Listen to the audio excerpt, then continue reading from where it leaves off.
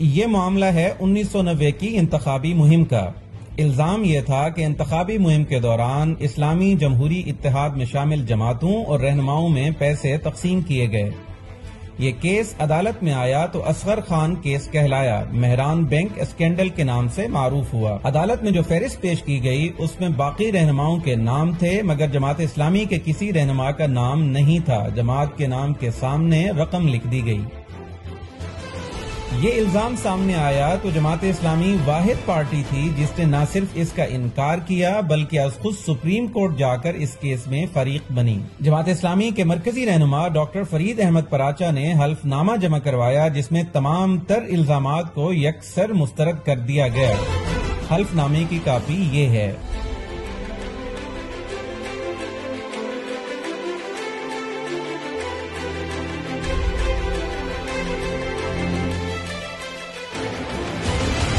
جماعت اسلامی کی قیادت نے سپریم کورٹ میں اس کیس کی پیروی کی اور ہر موقع پر اس کا واضح اور کھلا انکار کیا۔ رہنما جماعت اسلامی حافظ سلمان بٹ کہتے ہیں، میں پہلے تو بہت ہی دل کی گہرائیوں سے اس کیس کے اوپن ہونے کا خیر مقدم کرتا ہوں، کیونکہ یہ جو لپیٹ دینا ہے نا کہ یہ ساروں کے ساتھ کے سارے ایسے ہیں، یہ ہمیں بھی لپیٹ دیا جاتا ہے، سارے ہی ایسے ہیں۔ اپنا ادارہ ہے، ہم اپنی تفتیش کرتے ہیں، ہم پوری طرح یکسو اور مطمئن ہے کہ جرم ایک سیکنڈ آپ نے نہیں لیے پیسے؟ قطر نہیں لیے، یہ تو اب ثابت ہو جائے گا۔ تو کر رہے ہیں نا جنرل اسد درانی کو اور اسلم بیگ کو سو کیوں نہیں کرتے آپ؟ کیس پہلے سے عدالت میں موجود ہے۔ دعویٰ کیا جاتا ہے کہ یہ رقوم پیپلز پارٹی کو ہرانے کے لیے استعمال کی گئیں، مگر پیپلز پارٹی کا اس بارے میں کیا موقف ہے؟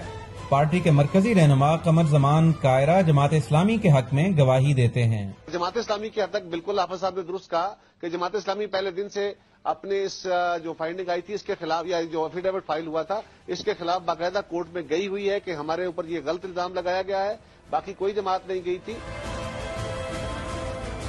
اس حوالے سے اہم ترین گواہی اس اسکینڈل کے مرکزی کردار یونس حبیب کی ہے، جن کے مہران بینک کے ذریعے رقوم تقسیم کرنے کا دعویٰ کیا گیا۔ انہوں نے معروف اینکر کاشف عباسی کو دیے گئے انٹرویو میں کہا کہ انہوں نے جماعت اسلامی کو کوئی رقم نہیں دی۔ ان کی زبانی سنیے۔ جماعت اسلامی کوئی نہیں تھی، مہران بینک میں کوئی نہیں دیا۔ آپ یہ کہہ رہے جماعت اسلامی نے آپ سے پیسے نہیں لیے؟ نہیں، کوئی نہیں۔ آپ نے جماعت اسلامی سے پیسے نہیں لیے تو پھر جماعت اسلامی کے نام پر رقم کس نے وصول کی؟ جماعت اسلامی کے مرکزی ترجمان امیر العظیم حقیقت سے آگاہ کرتے ہیں کہ درانی صاحب نے جو بھی وہاں سٹیٹمنٹ دی ہے جماعت اسلامی پر کوئی عنوان، کوئی الزام نہیں۔ انہوں نے ایفیڈیوٹ جو لکھا ہے جس میں انہوں نے کہا کہ مسلم لیگ کاف سے جو بھی مسلم لیگ سے فلاں آدمی اس کو اتنے پیسے، فلاں کو اتنے پیسے، جماعت اسلامی کے آگے خالی ہے، کسی کا نام نہیں ہے۔ اب جتنے پیسے جماعت اسلامی کے نام پر کسی نے لیے ہیں اور یا تو درانی صاحب نے اپنے پاس رکھ لیجئے یا کوئی پھر اور لے کے گیا، ٹھیک ہے، یہ ہے اس کا فیکٹ۔ جماعت اسلامی پر لگائے گئے اس الزام کو کبھی سنجیدہ نہیں لیا گیا بلکہ اس کا مذاق اڑایا گیا۔ معروف کالم نویس عبداللہ طارق سہیل نے روزنامہ ایکسپریس میں لکھا،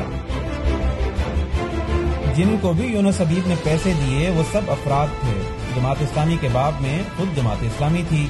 کیا یہ رقم جماعت اسلامی کے کل پاکستان اجتماع میں دی گئی تھی؟ گویا ہزاروں افراد کے سامنے؟ ایسا تو ہوا نہیں ہوگا۔ اور یونس حبیب جیسا نیک سیرت، راست گفتار، صاحب کردار آدمی تو جھوٹ بول ہی نہیں سکتا۔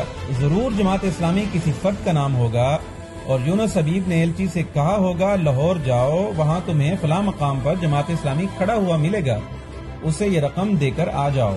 معلوم کیا جانا چاہیے کہ جماعت اسلامی نام کا یہ شخص اب کہاں رہتا ہے اور اگر وفات پا چکا ہے تو کس قبرستان میں ہے۔ نادرہ کے ریکارڈ میں اس کا نام تو مل ہی جائے گا، نام ہی نہیں انگوٹھے کا نشان بھی۔ حقیقت یہ ہے کہ یہ الزام سفید جھوٹ کے سوا کچھ نہیں ہے۔ جماعت اسلامی کے وزراء، میئر اور ممبران اسمبلی اپنا استحقاق بھی نہیں لیتے رہے کجا کہ وہ کسی قسم کی کرپشن میں ملوث ہوں۔